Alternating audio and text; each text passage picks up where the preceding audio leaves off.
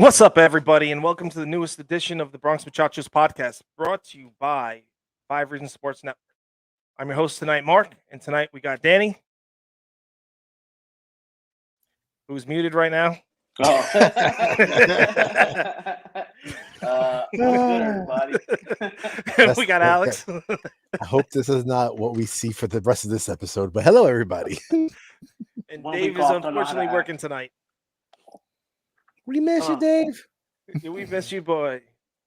All right, so everyone, you guys know the drill. Be sure to like, subscribe, rate, review, all that good stuff. Give us a 5-star review on Apple Podcasts, Google Podcasts, Spotify, Castbox, and of course to our newest places, where our newest platforms, which is iHeartRadio and Amazon Music. So if you catch us there, give us a listen to on there. Also, don't forget to check out our link tree, which is link.tree/real Bronx Muchachos for all of our special offers from our sponsors such as Lids, Southwest Airlines, Hilton Hotels, and more. Boys, Hey, Mark, don't forget. And if you're watching us live right now, subscribe to the YouTube. yes, hit the subscribe button on YouTube. Give us a like, give us a thumbs up, all that good stuff.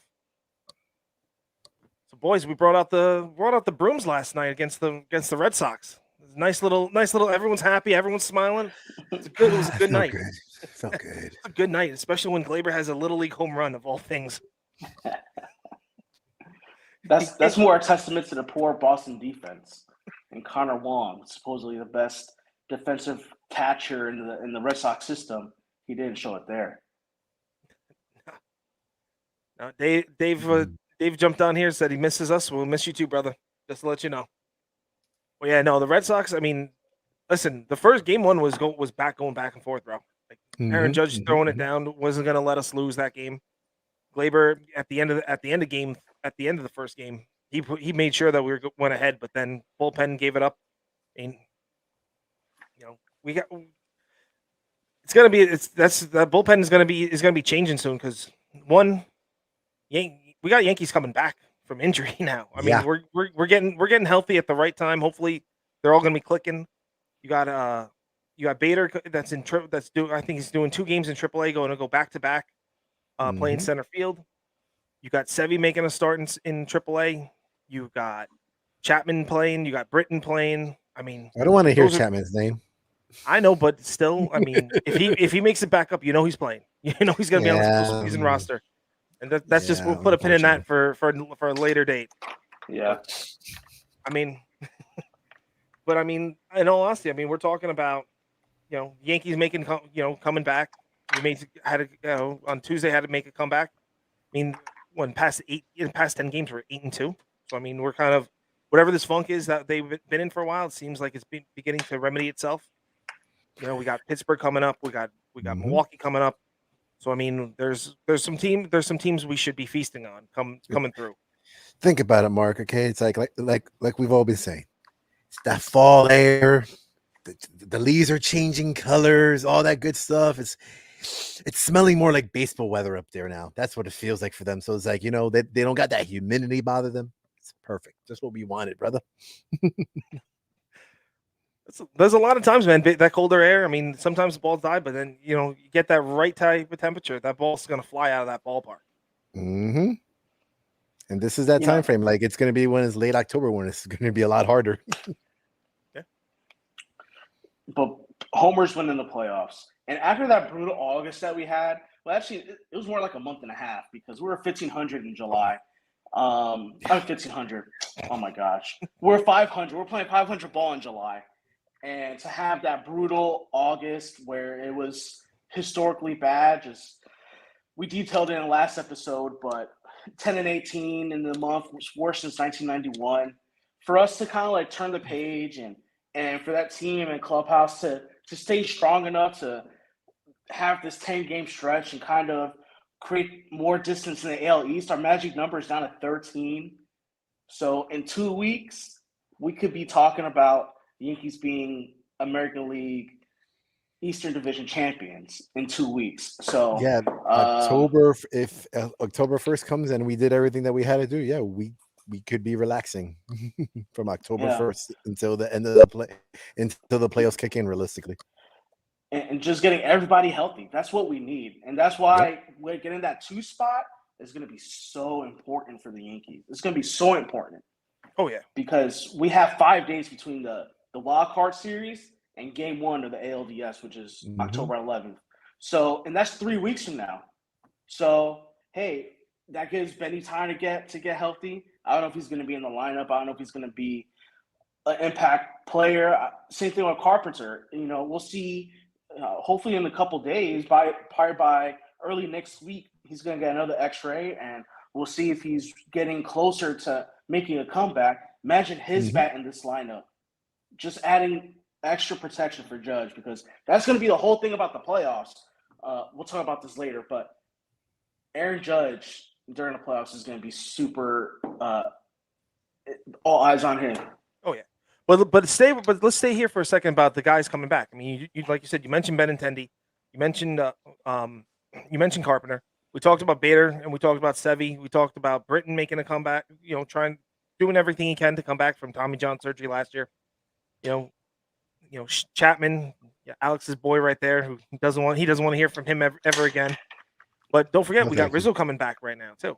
Yeah, you know what I'm saying. So, I think he's going to be back for what, the Milwaukee series or the Pirates series, 1 and 2. Still, right now, Bader is on track for Tuesday, and Rizzo sometime in the Milwaukee series. So what's today? Thursday. Friday's game 1 of that series. Probably looking at Saturday, Sunday, getting Rizzo back. Maybe that first game. And we're going to Pittsburgh. No, Pittsburgh's coming to us. Yeah. So maybe in that Pittsburgh series, you get Bader and Rizzo. Oh my gosh.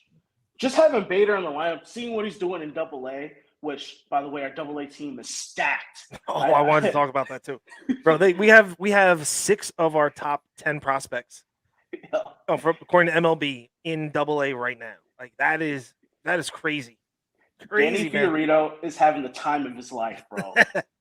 Oh, he better be, man. It's gonna have tons of fun, man.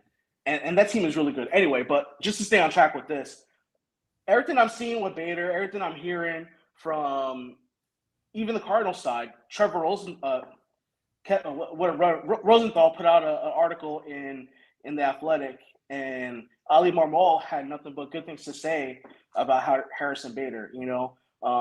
He's going to be here. He likes the bright lights. He's from Bronxville, went to Horseman, which is literally, I could walk to Horseman from my house. So, that's a local kid. I want to see him do well. And he knows about Yankees history. He grew up a Yankees fan.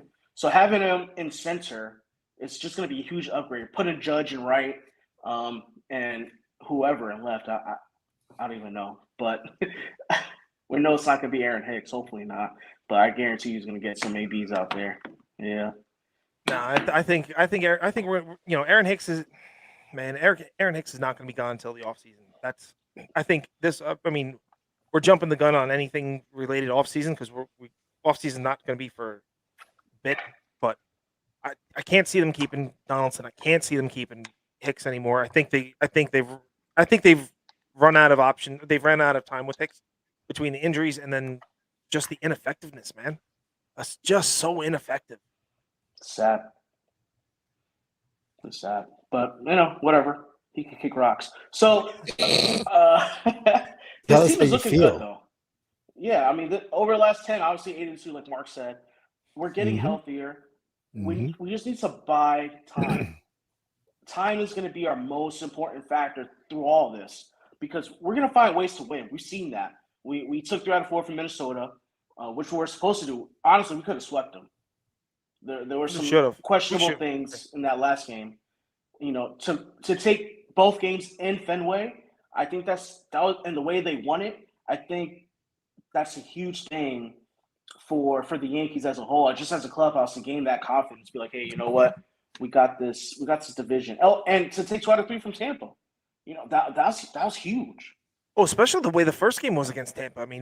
They came out flat, and then they just put it on them in the next 2 games. Yep. So when it comes to injuries, actually, we are expected for Chapman to come back Friday.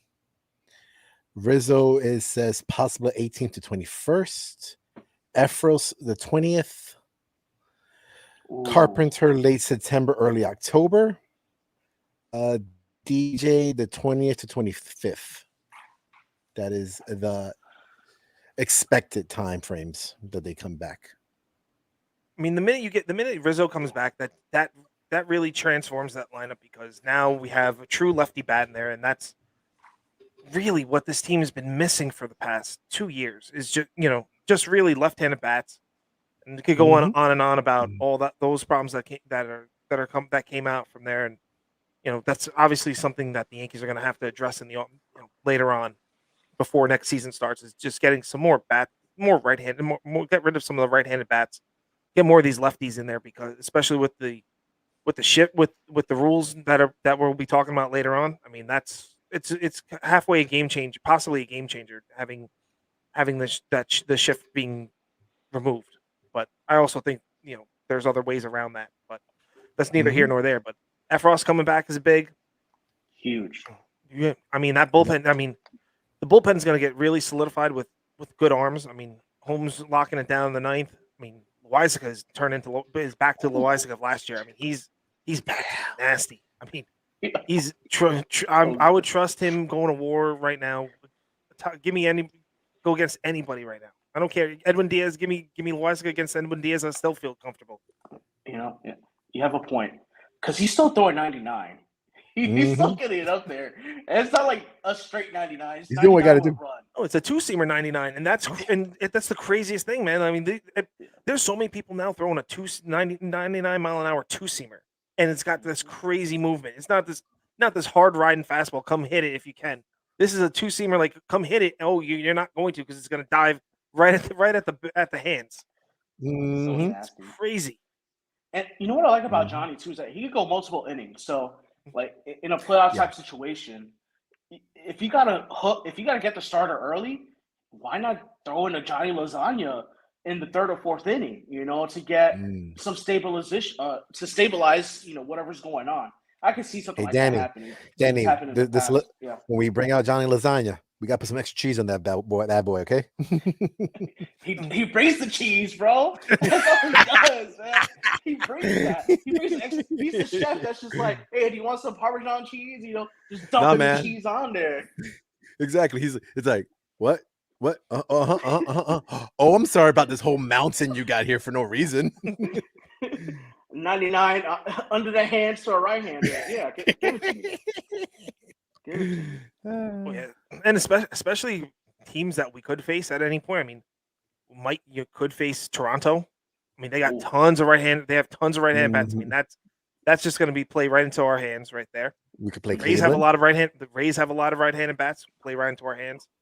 Even Minnesota. Minnesota's got a lot of right-handed bats. So I mean, all this just plays right into what we need. You know what I mean? It just plays right there. I can't wait. I'm so excited for playoffs, but we just got to handle what's in front of us. So we got like 19 games left, something like that. Pittsburgh, Boston, Toronto. In Toronto, who knows? We may win that division right there in that series. That 3-game set in Toronto.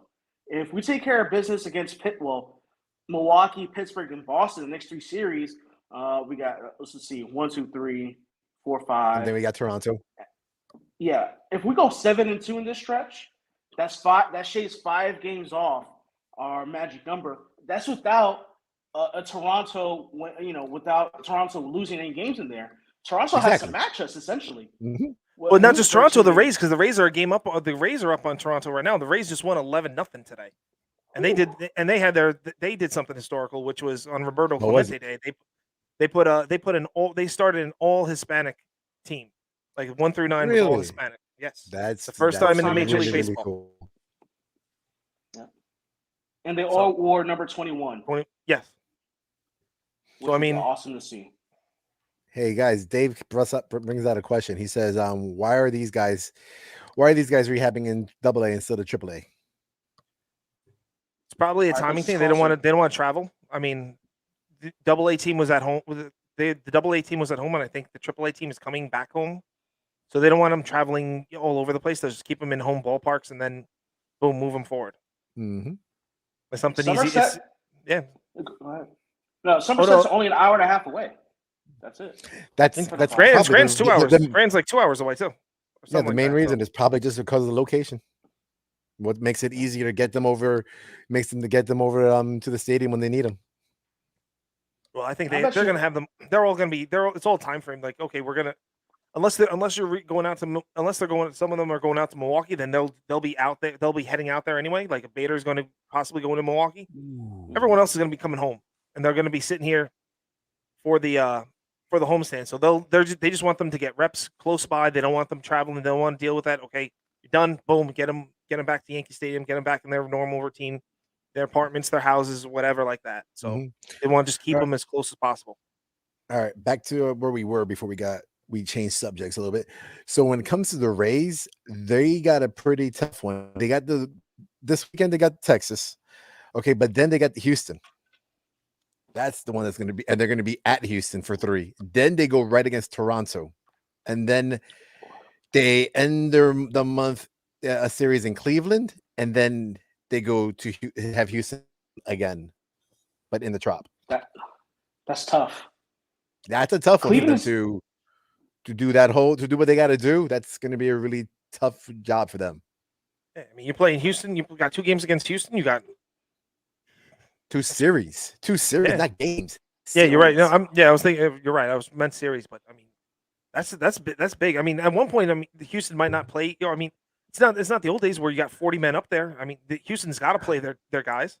But not only that, one in one game, one another game, but they're not going to be sitting. They can't sit everyone. And exactly, and if we get hot, they and all of a sudden, unless they're trying to play the game that they want the number 2 spot, and then we get the number 1 spot. But then let's say we're in the championship round, they got it. They're not going to have home field advantage. That gives it to us then. So it's an iffy game. Whatever their management is playing, that they got to do for this whole playoff run that they're going to have. From everything I understand, I mean, the Rays are doing this. Rays and Houston are doing the same thing. They're getting Verlander's going to be back ready. You know, he'll get at least 2 starts before the playoffs start, and then Shane McClanahan for the Rays, he will be ready for game. Even though with the shoulder issue, that's just mind-boggling right now. I mean, but he's going to be ready for game 1. There's no other guy the Rays have that's going to be pitching game 1 for the. Yeah. You know what I'm saying? There's no. I mean, Corey Kluber, I can't. You know, he's number 2 guy. I mean, I can't trust him pitching game 1, especially if there's a chance that it's on the road for them. They're going to be on the road all 3 games. I mean, wow, you need Shane McClanahan going toe to toe with Shane Bieber, and just see what just best man wins. Mm-hmm. They're probably going to line up McClanahan, Rasmussen, and Kluber in that 3-game set. Or even Jeff Springs, they may do. You know, the Rays are weird. You don't know what they're gonna do, but they might bullpen a game. They might bullpen game 2. You know, man, they might do. You know what they because I can't see them bullpen in game 3. I can see them bullpen in a game 2. Especially if they're up 1-0, they might just say, you know what, let's try it this way, bullpen this one. Well, that's what they did against us in game 5 in 1920. I forgot what year. Yeah, 20. Oh my God. But they knew what they were doing. I mean, they had the number. They had our number. They saw exactly what the Astros did in 19, which is high and tight, low, slow, low and away. And they just continue that. They continue that game, and and there was nothing that the Yankees could do to fix that. Yankees stupidly tried to bullpen a game 2, which they should never have done. And you destroyed, possibly destroyed one kid's career. Mm-hmm. You know. Mm-hmm. So are the Yankees back though? I think that's a big question. Yes, I think that's a big question. We'll put that on the Twitter poll tonight.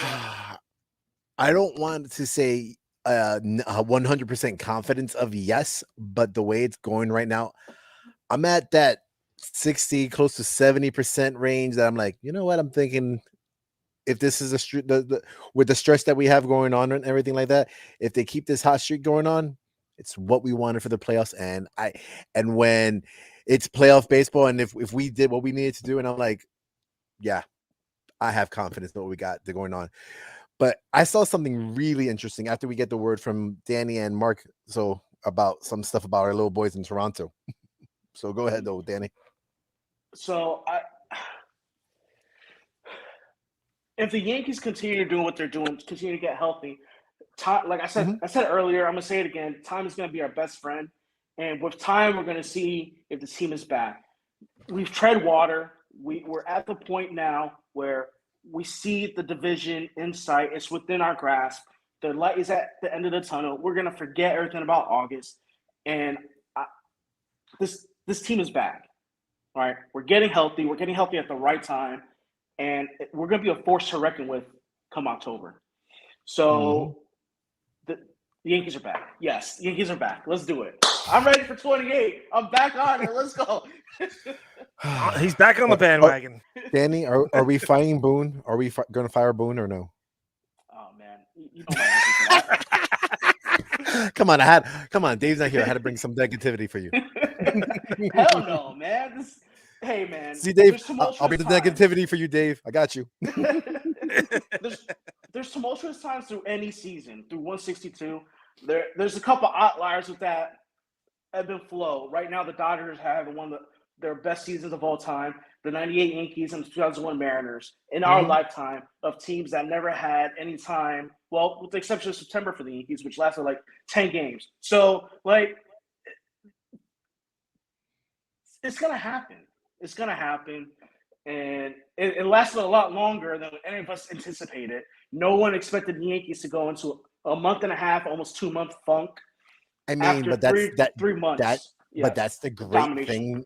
That's the great thing that happened that in the beginning of the season that we basically had till All-Star break, a dominating team that just dominated everybody, that did what they had to do, that they were basically, they made themselves privileged enough to have a month and a half slump and not really have to bat an eye too much into the standings or anything like that, and injuries and everything like that. So I gotta commend them. They did a great job in the beginning of the season to be where they had to be right now, because if they wouldn't have started in that streak, like, they would have had to bust it in August, and not everybody likes playing in August. Let's be real. I mean, I don't even like to want to work outside in August, let alone play the game. August is terrible. No, that you said something really important there. They gave them they gave themselves the opportunity to do this. They allowed that leeway. So and Boone said it too. So Yankees are back. And Daniel Barry, what's up to you, brother? You've given us a shout out, and he's officially the Rams 2022 champs right there. No, you're lying. Get out of here. Get out of here with that trash. Get out of here. But not the Rams. Not after last week. That's Alex's. That's going to be Alex's new pod that he's going to do with Dave. But hey, no. That's what you're talking about. Back to the sport. But okay, back to baseball. Now, Mark, we haven't actually heard your answer to that question. I'm gonna say this. I'm with everybody. I think they're back, but like Danny said, I'm really going to be on there when I watch what Bader's going to put out there, what Rizzo's going to do. I want to see how Efros returns. I want to see if Britton comes back. I want to see Sevy coming back. That's going to open up new doors. I don't want to say cans of worms because it's good problems to have at this point, because then now you're going to have a plethora of people, a plethora of talent to work with. So, I mean, are we going to see there's a good chance we're going to see a reduction of playing time for certain people. I mean, Marwin not playing as much, not really going to be. I'm not going to cry over spilt milk on that one. But with Bader coming back, then there's a chance that Oswaldo Cabrera doesn't play as much.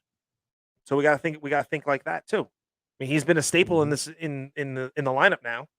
But yes. So when other people come back, Benintendi comes back, Bader comes back. I mean, that outfield is going to be pretty special out there. I mean, all those guys can play those, and Benintendi's got the weak arm, but I mean, they all can play defense out there. They know what they're doing. So the only thing I truly still wish is I wish that IKF was moved somewhere else and they let Peraza play shortstop. I think he was doing really well, and the minute Josh Donaldson came back, they just said, okay, you're going to sit the bench. And I agree. If that was going to be the case, then why bring him up? I understand why you bring him up. You want to get him in the clubhouse, kind of give him that playoff experience or whatnot. But man, I just want to him play. And I'm definitely on you when it comes to the whole IKF Donaldson area because, like, let's be real, IKF no home runs basically except for one all season, and then the minute he goes to third, like, look at the guy, he just had it. like, where was this? Like, you're not stressing out so much playing in Jeter's spot that now you could actually that you're like, oh, I got the aeroids on me now. Let's be real. He looks so comfortable at third. Yes, He's third base. yes. He's a third baseman. He's Yes. a third baseman. He won a Gold Glove as a third baseman. Mm-hmm. And he does. He looks more comfortable. Like, I mean, look how many times we've had it. Mm-hmm. And if next season, think about it, Mark. If next season we get what we want, that you do get rid of Donaldson, I don't mind putting IKF there in third if he's there, if it's still on the team. Like, I don't care. Put him over in third. Bring up the young blood. Yeah, at that point, I mean, we're going to go deep dive right now for a second. But if you get rid of Donaldson, you can start IKF at third base. You still have IKF then as your backup shortstop. You got DJ that can still roam around playing second base, playing first base, playing third base. I mean, there's still plenty of options. There's plenty of at bats that can be getting for everybody there. So, and guess what? You're saving $23 million on Donaldson, or maybe you're going to eat half that contract to send him somewhere. And you have to believe that Peraza could provide a lot more than offensively what IKF and JD are doing in conjunction. Well, I think he can provide a lot more than defensively than what IKF does, and then everything else he does. I mean, even if Peraza hits 240 as a batting ninth, I'm still thinking he's putting 10 to 15 dingers up there. I'd venture to say 15 to 20, and at this level, 100%. Yeah. He's so athletic. He made a play the other day whenever we was playing. Seems like an ancient time at this point. Boone sat him for 4 straight games. Yeah. Anyway, memories. So yeah, he made a play up the middle, ranging up the middle. Glove flip to Glaber. He's just super athletic. And I want to see more of him. Yeah, he's super athletic. And remember this: over in the offseason, they were all saying.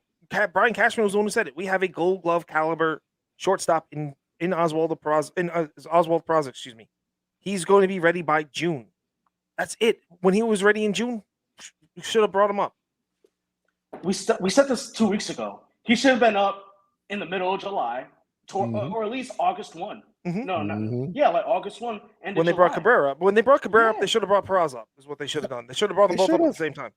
They set him up for failure by being a September call-up. They had no intention of playing Peraza at any point in time during this season. They did it to essentially shut up the fans. Because I guarantee you, Brian Cashman has his ear to the ground, right? He has his people telling him, like, hey, man, our best shortstop is, in AAA right now. We have IKF toiling, making 13 errors at short. Like, come on. I told you in the beginning of the season, Danny, I didn't like what I was seeing from IKF at shortstop. You were telling me, going, just – Take it. You got to give him time. Yeah. And there's only one avenue where IKF is doing well defensively, metric wise. It's fielded Bible with his defensive run saves. He's got 12 defensive run saves, which will put some top 5 shortstop in baseball. But when you look at outs above average, he's at a -1. His UZR rating is average. It's nothing outside the realm of like, oh my God, this guy's doing great. No, he's not a rangy type of dude. He makes the flashy plays here and there, but you get worried with the simple plays sometimes. Mm-hmm. Especially on the defensive end. It's like, I don't mind IKF for batting purposes because no matter what, he might strike out. He might not hit the home runs that we want, but he does play the small ball the right way, that on necessary times when we got someone on base, we have a man in scoring position, bases loaded, whatever. And if it's IKF is up, I'm less worried that we're not going to get a run in than over Donaldson being up in that position. Because if Donaldson's up in that position, that man is cocking back, ready, trying to be like, oh, I'm going to be Babe Ruth over here for some reason. Where you have IKF like, I know I don't got the power that's going to make it out there if I need to, but you know what? I'm going to hit this ball and get it in between the gaps, and he does it. And we get in between the gaps, and the man's out there doing his job. And then all of a sudden, you got IKF on second, and then a bases clearing run that happened out of nowhere. It's like, so he's doing his job. He's on the offensive side, he's doing it. Defensive, in short, no. When he was in third, holy cow. Yeah. I mean, we give him a lot of stuff. Sorry, Mark, but I've been meaning to say this too. I'm glad you brought it up, Alex, because offensively, he's just.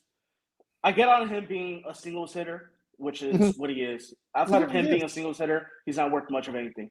But with runners in scoring position, he's hitting like 340 on pitches with velocity higher than 95.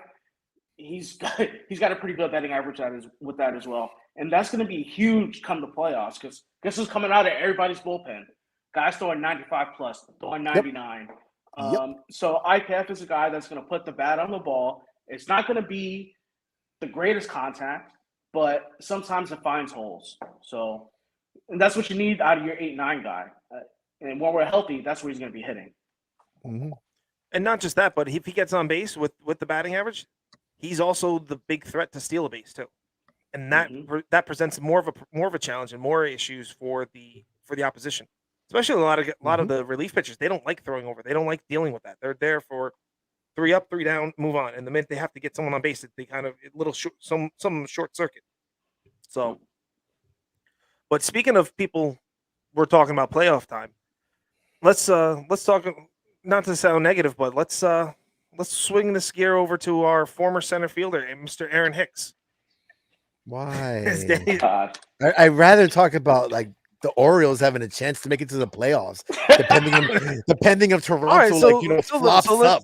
Yeah, so let's run it this way then. Are we done? Is this the end of Hicks? I mean, does what he did the other day, dropping baseballs, not even realizing if he thought he caught it, it wasn't caught, and just poor routes that he's been running, and the poor playing that he's done all year? Is it a wrap? Is it a wrap?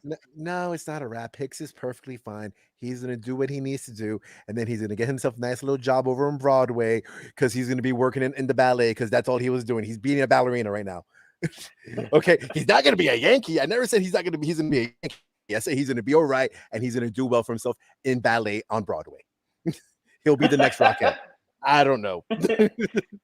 He's going to play for live golf by next year, I guess. Like, I don't know. Like, I don't care about the guy right now. Like, and a part of me feels bad for Aaron Hicks because of the talent that he has, right?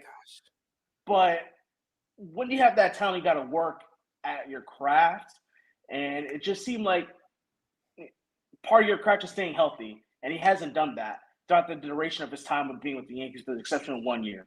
And that 1 year, he was great. He was great. He was second best center fielder in the American League. And he got that extension. And he got paid for it. And he got paid for it. Exactly. So he got paid for one really good year, and ever since then, it's just been Tommy John, Sheath, a bunch of other stuff that's going to keep that. A lot of back problems. He has a lot of back problems. And then that play in left field, I think it's a microcosm of the season where you're hopeful going into the season being a 30-30 type of dude. He has a talent to be a 30-30 type of guy, but he doesn't put it together on the field. So, you running towards the fence trying to make that play, and he just comes up short. And then the perception of what we see of him looking down and kind of giving up. Wow, as Yankee fans, that's one thing you don't want to see your players doing. So he's going to get a lot of flack for that. It's just what it is. Other than Aaron Judge from that group of individuals when they were coming up, okay, and I'm going to put even Gary Sanchez in there, okay, because he was in there at the time. Whenever Hicks, Sanchez, Gio when he was here, you got it with Glaber. Whenever something negative happens to them and it's like on the offense, they let that stuff just hang on to them for so long and just stay in the back of their mind and never get over it. But then you got Aaron Judge out there. It's like, okay, I messed up a play. It is what it is. Let me get over it. We got a game to play. I got to win this game. Like, they don't understand to just like get that mentality. Like, move on. Don't worry about it. Put the visors on. Don't listen to nothing. But they don't, and it's sad. Sometimes that's who they are as players. I mean, you mentioned Gary Sanchez, right? Just think of it this way: the biggest part, one of the best parts of Gary Sanchez's game was throwing out runners. He has a Yes. cannon of an arm. Yes. You know what the Yankees told him? They said, "We don't care if you throw out runners. We want pitch framing," which wasn't part of his game. So at some point, is it between the ears because of them, or is it between the ears because of the Yankees? You know what I'm saying? Because they're having us do certain things. I mean, as we're moving on, this is kind of something that I've been mentioning to certain people, that the Yankees are can be and have shown they are a very dysfunctional organization, starting at the top. And we're forget about Hal and the Steinbrenners being dysfunctional, but look at Randy Levine. We can start right there. Randy Levine has thrown players on the bus left and right. Now he's throwing Brian Cashman on the bus. Brian Cashman is setting up this team to do a certain ways. I know Danny's a big Boone supporter, but man, I still even with the Yankees doing as well as they're doing right now, I still think that was the bad move. And to bring Boone back was a bad move. I don't think he's the right guy, because when it comes between the 3 hours that they're playing baseball, Boone can and usually gets outmanaged by a lot of guys. You're Kevin right, Cash but you're right though he does get it. But like, let's be real. Okay, Boone's the one that had the cojones to do what he had to do to pull Hicks out. It wasn't anyone called from upstairs calling him. It's like he saw what was going on. He was like, I can't deal with this right now. I'm pulling this man, and I'm putting in he put in Florial, right? That's what it was. Yeah. And Florial. Mind you, and Florial's another one who wasn't getting playing time. That's how much the Yankees think about him. A true that's another true center fielder that was riding the bench every time. Anytime it came down to a bunting situation, they told him to bunt. No, they just let him swing away. That's a whole other kettle of fish we're not going to get into. That it is. But like, I'm going to give it to you. Like, yes, Boone is in the bottom of the totem pole, but the man did something that I don't think any of us would have saw him doing right there. So like, we can't really knock the guy too much. Like, I think the man has that right there tells me that the man has a very big impact on that locker room, and he's really needed in there, because with him doing that, it snapped something into the gears of the rest of the players too. Like, hey, we got to get this game back to normal. Like, our man's not playing. That's it. And so I just want to bring up one series in which Boone did a really good job managing, and it was a series against the Mets when he made Showalter throw Edwin two innings, and then the following day, the Yankees had a chance to win because Edwin was not in the game, right? Mm-hmm. So Buck Showalter is an all-time, I think in most Yankee fans' opinions, great manager, right? And then once again, I don't know if it was that series or it was a series in the Bronx when he kept Clay Holmes in there to face Lindor, and then saved Wandy for another situation. Anyway, the Yankees won the game, but no. He cut Clay Holmes in for what we seemed to be a little bit longer, and then brought Wandy in to face Lindor, right? Which essentially kept Darren Ruff on the bench and put Lindor on his weaker side. So that's good manager out there. That's using pieces in the right ways. And I'm just doing this in short sample series, but obviously line of construction is a different story. Sheesh. Anyway, go ahead. No. Listen, there's times that he's done well, but I'm saying, and on the overall of the body of work that Boone has done, he's not been up to par with a lot of other managers.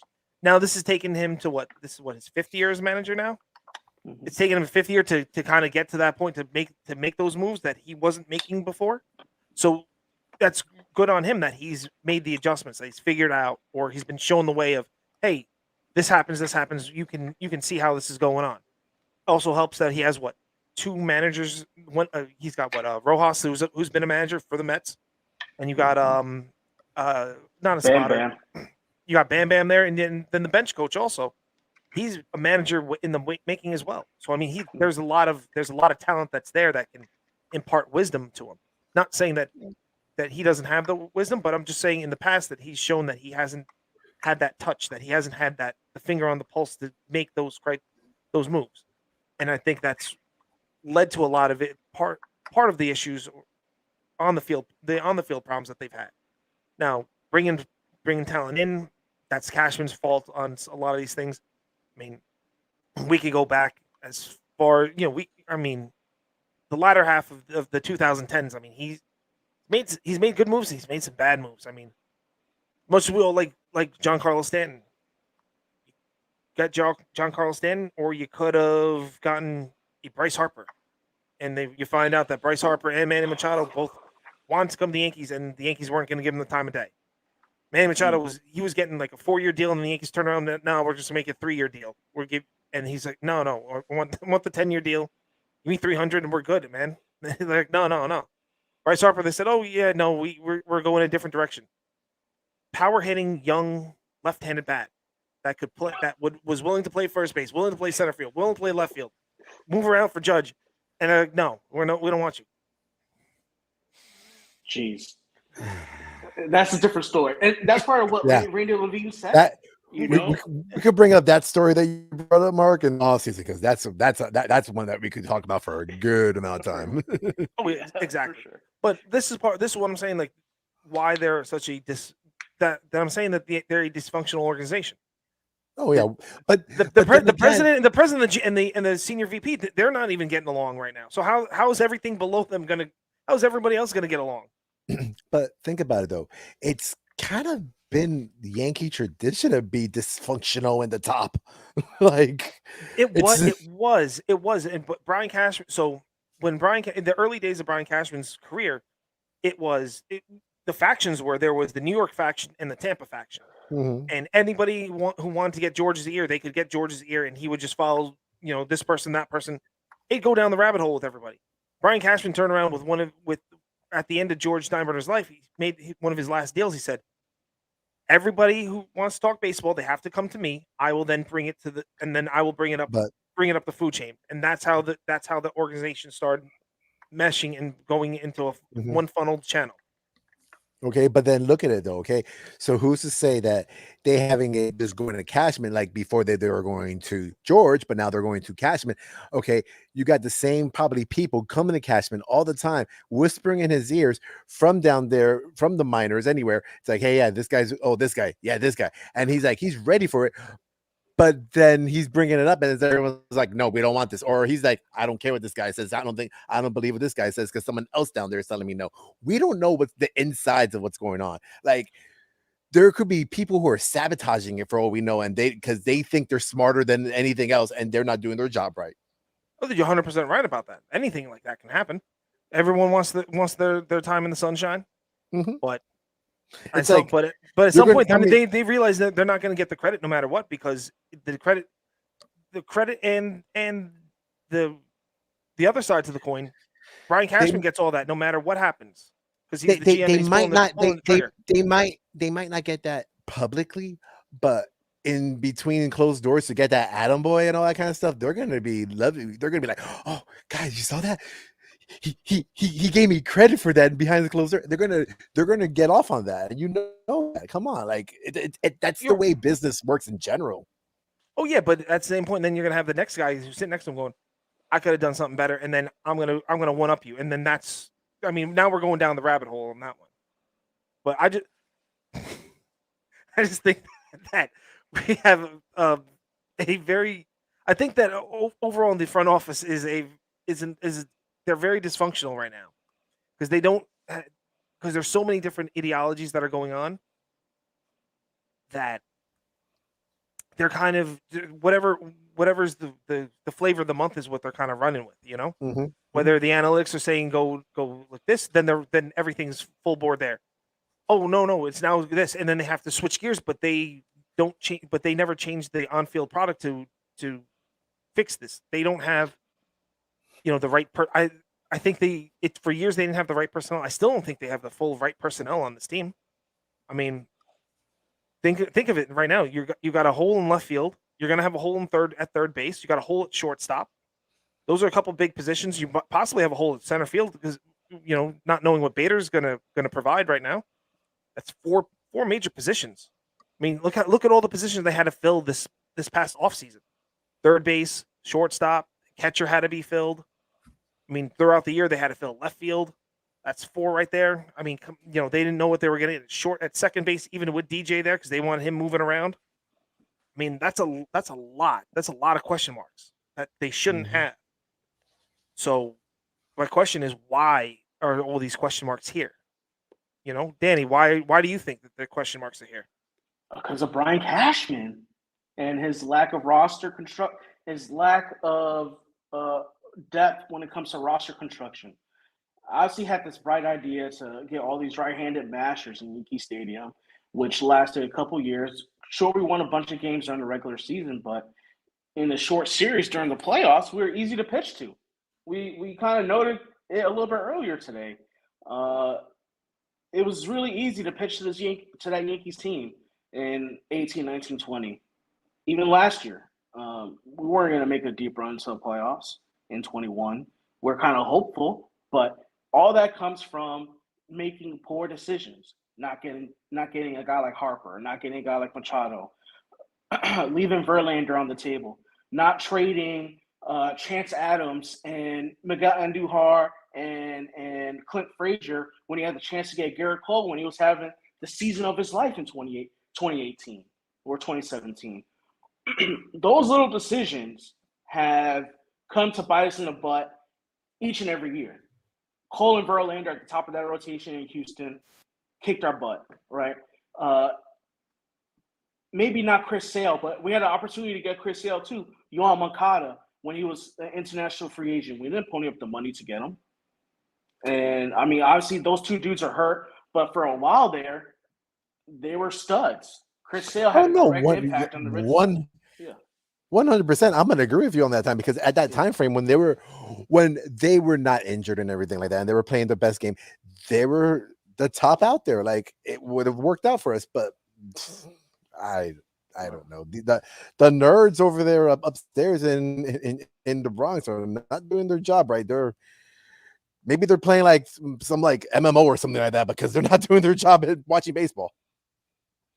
The inability to not get the top fish in the pond, the biggest fish in the pond, has been Brian Cashman's Achilles heel throughout his tenure, well, at least from the 2010s on as the Yankees GM. And it's just simple as that. Yeah, the 2010s on, I can agree with you, because early in his career, I mean, he got the Giambis, he got the Hidekis, he got Mike Mussina. I mean, those guys. I mean, he was pulling those guys in. That wasn't him. That was George. That was totally George. Yes, George is the one. Yes. George saw them. George is like, I want that guy, and he went down to Cashman and said, but they had to go and get him. CC Sabathia, he went and got CC Sabathia. George didn't get CC. That one I'll give to you. I'll give you that one, but I am not gonna give you anything from like around the 2000s. No, that was all George, because he had his power still. George was kind of like on his way like to heaven when CC was around. So yes. 100%, exactly. He was seeing the light, those flashes of light with George. R.I.P. brother, but like, yeah, man, he was sitting in his owner's box, like, there's like, oh, let me eat some popcorn and have my drinks. Like, he doesn't care at that point. Like, who's CC Sabathia? CC who? I want George's sitting there. Where are we again? Oh, never mind. It's like he's over there watching the game, probably thinking like, "Man, look at Reggie," and it's like, "That's not Reggie. What are you talking about over here?" Whitfield, what is he doing back here? He was probably calling. He's calling. He's like, You're fired. You're fired." No, this isn't the 70s. Oh man, George Steinbrenner. Good old times. Gets banned from baseball and then comes back 3 years later with a core that's going to get him 5 championships. It's crazy. Thanks to Gene Stick Michaels. All thanks to him. Oh yeah. Then of course that's why George made all those extra. That's why George made Brian Cashman sign all those guys, because he wanted to put his stamp on that team. Roger Clemens, David Wells at one point, Mussina. Well, actually, I think Mussina was actually. I think Mussina was the Cashman deal, not a George Steinbrenner deal, because I think George would have rather taken Manny Ramirez over him to get the offense. Yeah, you got a point there. But yeah, that's that. I mean, Randy Levine is talking this stuff because Brian Cashman hasn't done his job. I think it comes down to it.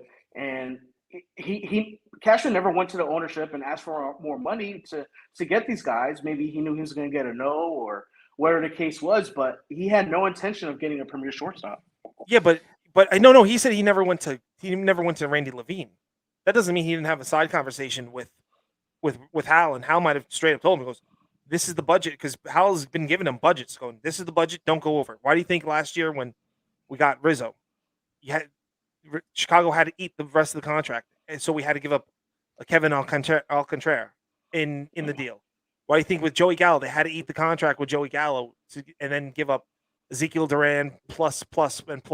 You know, like that's the only way we got other guys, because they didn't want to. They refused to go over the luxury tax for a third time. They were under. They wanted to stay under the entire year to reset it. You know, they didn't want to lose draft picks. They didn't want to lose international money, all that fun stuff. So it sucks being the richest franchise in baseball. We're worth like what, $6 billion or something like that, and to have all these restrictions on us to not spend money is really frustrating. I have a question for you. Since we have this turmoil, quote unquote, with Randy Levine and everything like that, if the Yankees don't win, is Cashman out? No, because Hal will overrule Randy Levine. Hal trusts Brian Cashman, which in turn Cashman's going to get a promotion. Get a new GM. To be honest with you, I always said he should. God. No. Hear me out though. I think he should get the promotion, and then bring in like Oppenheimer or some new voices into the GM room and let them take over. Let Brian Cashman kind of be above all that stuff. Like you have it all funneled, but then have Oppenheimer and a few other people be the ones to actually be in the trenches now. I think they've probably had that conversation with Cashman before, and I think Cashman he wants all the control that he could have because he's a control freak, that he sees, oh, let me help someone else learn my job as a stab in the back, and he doesn't like that. So it's like, I don't think if that ever were to happen, Cashman's going to quit right there. So it's a shoot yourself in the foot situation if that happened. Well, there's at least two people. There's two people in Major League Baseball as GMs right now that came, quote unquote, from the Cashman tree. You got Billy Epler over with the Mets now, and you have Kim Nye down in Miami. Brian Cashman was the one who gave them both chances. Yep. So, and who would want to be the Yankees GM? Honestly, if you're a general manager in baseball, like that's the dream job. It takes a lot. I mean, you're not gonna have a life outside of that baseball ops room. But I'm telling you guys, I know who we should have got. Who we should have got after the strike? George Costanza. That's who we should have got. We wouldn't have a problem right now. He would have taught somebody. Analytics. He was showing Bernie Williams and Jeter how to hit home runs, right? Exactly. He'll be out there right now. He'll show Judge how to hit a homer. Hey, Jeter said he wants to come back to the Yankees fold. Right? I mean, he would be a terrible GM. I don't think Jeter wants any part of any of the baseball ops thing. He'll probably be like a business guy. I don't think he wants anything to do with baseball, but I wonder what role he will come back in. Special assistant. He could be like a CC Sabathia, like A-Rod was, and CC and Nick Swisher, all those guys. They come back and like as special assistants to the GM, or they come back as like figurehead type of roles, like kind of like the roles that that he fired the Marlins guys for, the luminaries down there. They got rid of Andre Dawson and Jeff Conine and Jack McKeenan, and there was a fourth guy too. I forget the fourth guy's name, but he fired all those guys. Then said he was going to bring them all back for like half the salary. Yeah, imagine if they had a union like the minor leaguers do now. Imagine that. How cool is that? Officially now the minor league is now part of MLBPA. Yep. That's going to be pretty good for cool. them. Golf clap. That's huge, man. I think it's huge for the growth of the game. I think so. I think that the owners can't take advantage of them anymore. I think that you're going to see a lot of big pay scales happen. But on the flip side of the coin, I think the owners are going to try to then cut jobs for the minor leagues. And I think that's where the problem. I think that's where the fights are going to start being. You might get rid of maybe get rid of the FCL, or you keep the FCL, but you get rid of low A ball. and then you go from FCL to high A ball, and then further up the chain. Maybe get rid of A ball altogether. Go double A, triple A. Boom. Ooh, wow. But that's a watered down. Money Yeah, right there. it's money. But then all you're doing is getting your top prospects going there. Now all the organizational depth is gone. Mm-hmm. So like a like a Mike Piazza, who was organizational depth, will never come around again. Right? Never. I mean, there's only 20 rounds of baseball now, not like 62 when Piazza was drafted. So, and speaking of, well, in the minor league baseball, they've cut down the times of games by like 30 minutes due to the rule changes that we'll be seeing next year. So that's going to be huge. Yeah, there's going to be the rule changes next year are going to be interesting. And the first one is the pitch clock, but the pitch clock had to come into it's 20 seconds. If there's a runner on base, it's 15 seconds. If there's nobody on base, the batter has to be in the box with 8 seconds left. And also on top of that, then you have the pitcher is only allowed to throw over, I think, 3 times to first base.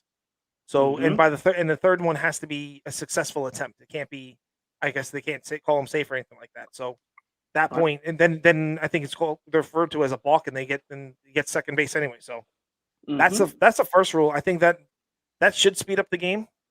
That in conjunction with the bases getting bigger will bring back the speed. Will bring back the running aspect of the game. Then we're not going to have station to station baseball anymore, which should be good. I think that all that is going to make the game fun, and it's going to be it should keep everybody more entertained. I mean, it's not going to be just the millennials nowadays. Danny, your group, and Alex, your group of people. All you guys can't sit through a whole game anymore because you got to be on your phones at all times. But I mean, it should move these games faster. I mean, keeping games underneath 3 hours, putting in the 2:45 marker is not bad. It's not. I mean, waking up. I mean, here for a 7 p.m. game and then in bed by 10. I mean, sheesh, that would be pretty cool. There was a couple of Yankees Red Sox games pretty quick. I gotta think it actually. I think they're gonna change it up though. If when that happens with the way Major League, they'll change it from being 7 o'clock games, more to like 7:30, 8 o'clock ish, to try to get more prime time, to get more of the prime time frame instead of that. Because I'll be honest, working 9 to 5. And then, or even there's the regular, when you're the average Joe and you're like, let's say a truck driver, and you're coming home, you're going to be getting home around 8 o'clock from doing your whole shift, because your shift is probably done like around 7:30. And that's like your regular fan, your regular average Joe work. That's like the time frame most people are getting home around 8 o'clock at night. So they're missing an hour of the game. So like if we start putting the games at 8 o'clock, okay, the game's going to be done, I know, by 10:30 anyway. Like it's not a bad deal for me. And I get to still see the game, go to bed, and be at work in the morning. Yeah, but they're not but baseball's not reaching for guys like me or the truck drivers anymore. They're reaching for our kids. They want that, and that's what they want. They don't want the 10. I get what you're saying, but I'm saying they don't want to go until like 10 o'clock at night because no kid's going to be watching the game. Okay, so we can't put baseball at 10 o'clock at night, but we could do it with basketball. We could do it with everybody else. Come on, like it's going to make more sense if the game's going to be going on for a shorter amount of time. Put it at more of a prime time level. Like if not 8 o'clock, at least 7:30. Give it a half an hour difference, so that way at least you get somebody. You're helping out the younger generation, so that way they can still see the game at a reasonable time, so they can still go out and get drunk at night, and they can still help out the guy the everyday guy who's like, okay, I want to watch the game and I want to get the most out of my game. No, listen, I hear what you're saying, but I just think that between the fan bases that they're trying to reach to, the younger generation, and the fact that the TV rights deals, I think look at all look where they're going through. They're going to Apple. They're going to Peacock. I think Peacock Plus. Peacock has games at 11:30 in the morning on Sundays. You got TBS who has games. You have ESPN who has games, plus all the regional games as well. I mean, there's so much. The schedule juggling at that point is just it's too much. And I think all the contracts that are signed, they're going to have certain games at certain times. They want your marquee games at a little bit later to get that primetime number. But with 162 games, it's a little tougher. I mean, football is 17 games. Basketball is 82 games. Hockey is 82. Yeah, 82 games. There's a fixated limited amount of games for those. Baseball is already double. You know what I'm saying? Like just about double what a hockey and a basketball season is. So Yeah. you can't really, they're already packing as many games in as possible, and MLB and the PA keeps fighting to make sure that they have ample days off anyway. So pushing times back, pushing this back, it's going to go against a lot of what MLB is looking to do. They want to have the younger generation. They want to have the 7 to 25-year-olds, or even upwards of 30-year-olds watching games and being part of games. You want to bring your daughters to a game starting at 7:30 at night. 7 o'clock is perfect. So I mean that's the yin and the yang to that one. I mean, I love my girls, but like if I'm going to the game, I want to relax too. Right. Like That's why you watch the games on your couch. I'm gonna be in the concession stand more than I'm gonna be watching the game. That's not gonna be fun. Oh, I took my son to a minor league games or took spring training games, and he finds the playground. Now I'm sitting there at the playground the entire time with him. I didn't watch one. I watched it one out. That was it this past year. One out. If you go to a game expecting to watch it with your kids, you're in for a rude awakening. Oh my gosh, it's the worst experience. Oh yeah, worst experience. You gotta walk around the stadium. I took my daughter to Yankee Stadium. Thankfully, I had my work phone, and she was able to watch watch the work phone while at the game. I was talking with Joe's the entire time. It was great, but that was the exception to the rule. Every other game that I've taken her to, I've had to walk around, take her to concessions. Be like, oh, there's a bouncy house. Like, yo, just leave me alone and kind of just watch it. It's impossible. Oh, it's impossible. It is. No, 100% right. And then the third rule. So as we get back on track, third rule is that infielders, 2 on each side of second base, like they should be, both feet are on the dirt. I'm now, perfectly okay with it. I'm fine with that. I'm good with that. I still think that they're going to figure a way to do the shifting, where they move the corner outfielder, like the left fielder goes into short right field. I hate that. What? Tell me that someone's not going to think about doing that. I mean, remember, someone will do it. I mean, at that point, you're going to dare someone to hit it to left field. Ugh. I don't care if you even have to bunt to the left field. You better get it there, left field. Well, you can't bunt it now because you got a shortstop and a third baseman there. Now you actually got to hit. You got if it's a left-hander right field. Mm-hmm. Okay. you gotta remember where you're going. You could bring the right fielder in to that rover position. You bring the center fielder to the right field, and you put the left fielder in center. And then, the infielders are where they're at. Who cares? If you want to put the ball in the air, it has to still be over. So, God forbid that happens. Someone will do it. They're going to get, fancy with it. Kevin Cash, I'm going to put my money on him doing it. Dave Roberts, someone like that. I can see Alex Score doing it. Oh, God. Yeah. I mean, the Blue Jays have 4 outfielders for the longest time. So, I'm not sure how this restriction on shifts is going to impact the game. Hopefully, they stay true to the outfielders, because we don't need any more Joey Gallos running around baseball. I filled our quota, by the way, for 1 mention of Joey Gallo per week. So there we go. Why? We were doing great. Why I had to fill the quota. You had to keep this streak alive. I mentioned Joey Gallo earlier, but not in a negative way. You didn't have to go down that road. Oh, okay. So we'll see, man. Passing glances, man. I swear, next season we're gonna try like figure out, like, get a thing ready for Joey Gallo. So anytime anyone says his name, it just comes out of nowhere. No, we're gonna have Manny with a. We're gonna have our producer put a counter on the bottom here. It's every time we mention his name. Someone gets a prize. Yeah, right. But and we can put it out there. We put it out there as a bet for everybody. Who we figure out. Everyone bets on, like, when's the Joey counter ending? Over under 3. We'll have a whole pregame show on it. Anyway, offense has been down around baseball, so hopefully the shift, or limiting the shift next year, will improve that. We need it as a game. We needed to to make the game better. We just do. I think someone next year, I don't know who's going to be, maybe Timo Castro, is going to steal like 80 bags, be like Ricky Henderson. So there's going to be that type of game again, like the 85 Cardinals. Some team or teams are going to be taking advantage of that rule and doing what they got to do to bring some excitement to this game that the casual fan needs. And MLB is leaning towards that demographic of 25 under, minority, male, female, to watch this game. So it should benefit us. Alex, what about you? What do you think of it? Yeah, I'm whatever on it. Like, I like that they're gonna do the move like to stop the shift and everything like that, so that fixes stuff up a little bit. But I don't know.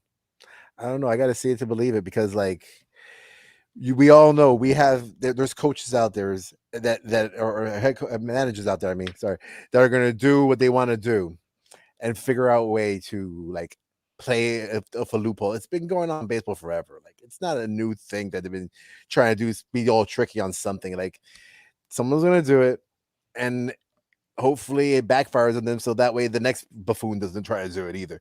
Because like, once the first buffoon, like I'm not even gonna call them like managers right now, they're buffoons for even thinking that. The first buffoon to do it and gets away with it, it's gonna open the floodgates for all the buffoons to do it. And do you think it's the manager, or you think it's going to come from high above? You think it's the nerds are going to tell us? I don't care who it is. It could be the nerd, like you're saying, but like whoever's idea it is, buffoon. Like, that's it. Like the Tampa Bay buffoons will be. I don't, if that's the case. Like, I don't care. But like, I don't want it to happen. But hey. Yeah. I mean, I'm hoping, like, it works out for people like Rizzo, so that way he gets better. Like, you know what? Since we brought up Joey, I'll even say, Joey, I hope this works out for you, so you actually can be a better baseball player In Texas. I don't care if who knows where he's going to be after. I don't care. Yeah. He could be in Alaska for all I care. He could play for the Anchorage Eskimos. The Rays, I wouldn't be surprised if the Rays take a hack at him on a low number and him hit 40 bombs and hit 210 and torment us. Hopefully it doesn't happen, but I wouldn't be surprised. That's something that is not that's not something that's not unrealistic to happen. Yeah. Polls? I don't. Do we have any? We have a couple. You looking them up, Mark? Yeah, I'm trying to get there to look them up. Well, technology in me. While he's doing that, so Danny. Yeah. It'll be kind of funny if the Orioles are the ones that they do what they got to do, and then they're in the playoffs. Toronto has to play. Toronto has 2 series against the Orioles. They have this weekend, and then they end the season with the Orioles, I believe. And they haven't played well against the Orioles this year at all. Like, it'll be hilarious. I'm gonna laugh at the end of the season. It's the Orioles over Toronto, and I'm gonna be like, I will be happy to go down to Baltimore. That'd be nice. But they're going to Toronto this next series coming up. And then they got a home series against Detroit and Houston. Mm-hmm. And then they got 4 against Boston. So if they decide to get hot. Are you talking about the Orioles? Okay. Baltimore, yeah. If Baltimore decides to get hot and split that series against Houston, take 2 out of 3 against Detroit, take 2 out of 3 against Toronto, 2 out of 3 against Boston. And Toronto doesn't have an easy one at all, because they got Baltimore, Philly, which is but then they got Tampa Bay, then they got us, and then they got Boston, and then back to Baltimore again. Even though Boston's a last place team, they're not an easy out, especially at Fenway.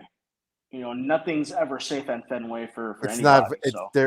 They'll be down there, or they'll be up there. I mean, not down, up.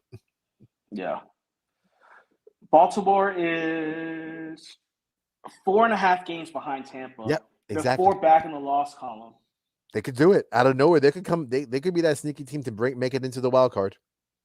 And they're 5 games behind Seattle. Oh my God, for that top spot.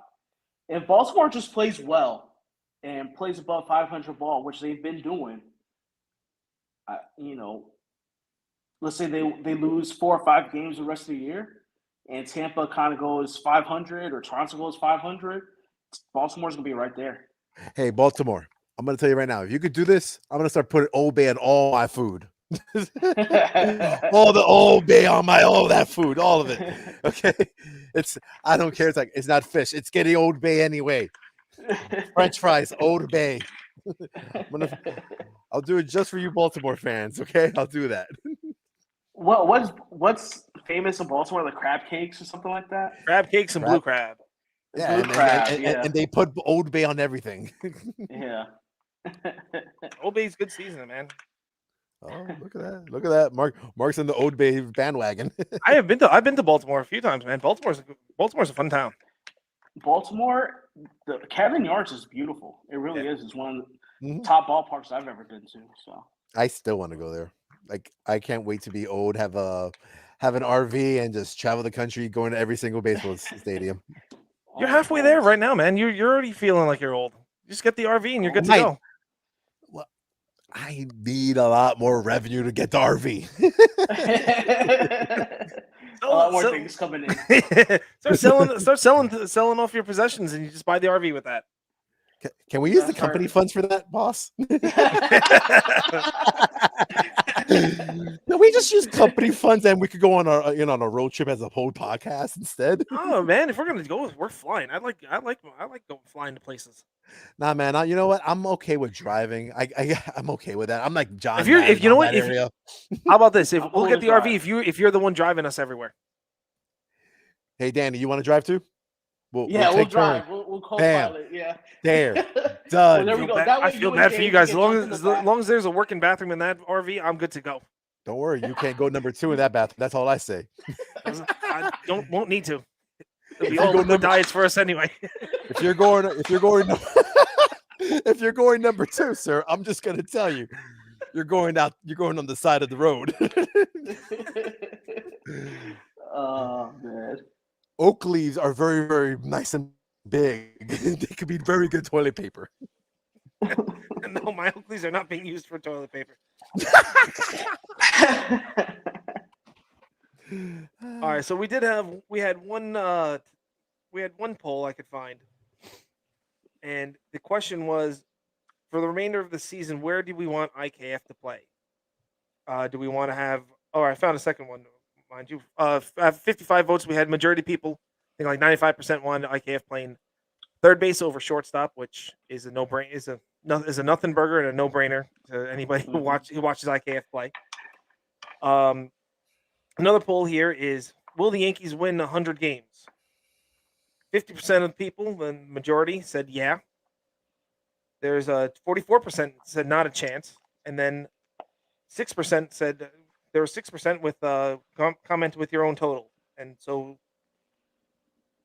some of the totals we had, someone thought 98, someone said 99, 97. 97 seems to be a big winner. It's gonna be close. So I think they're at what, 80, 88 wins right now? 87? 87. So I mean they got what, 19 to play, we said? Yep, just about. Yep. Give or take. I mean, it's not out of the realm, but I mean there's still a lot. That's a lot of baseball to do. I mean, they got to get 13 wins out of 19 games. If they do lots got to go right for them. If they do this streak that Danny was talking about earlier in this upcoming series that they have going on, I can see it happening, but I mean that's all depends on what we get. Are the Yankees back? As we are still wondering, like goes back to earlier in the discussion that it just round table right back to that. Exactly. Are they back? You know what? Anybody who wants to tell us about it, they can hit us up. Hashtag ask muchachos. So. And if you're watching this on YouTube, comment below and let us know. If you're at this area, do you believe the Yankees are back?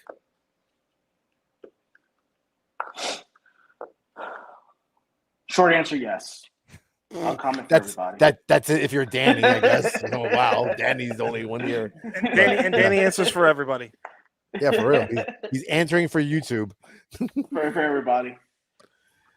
All right, everyone. That's going to wrap up our show for tonight. I want to thank everyone. I want to thank Apple Podcast, Google, Spotify, our new friends at iHeartRadio and Amazon. Like we said, don't forget to check out our link tree, which we mentioned in the beginning, which is link.tree/Real Bronx Muchachos. You get all of our all the sponsors and all the deals that they got going on. Thank you all for listening to other places too. Not just Spotify, but Castbox, Podcast Republic, and all that fun stuff. All the international listeners, thank you very much. For Alex, Danny, and our missing man David, this is Mark signing off. Go Yankees. Adios.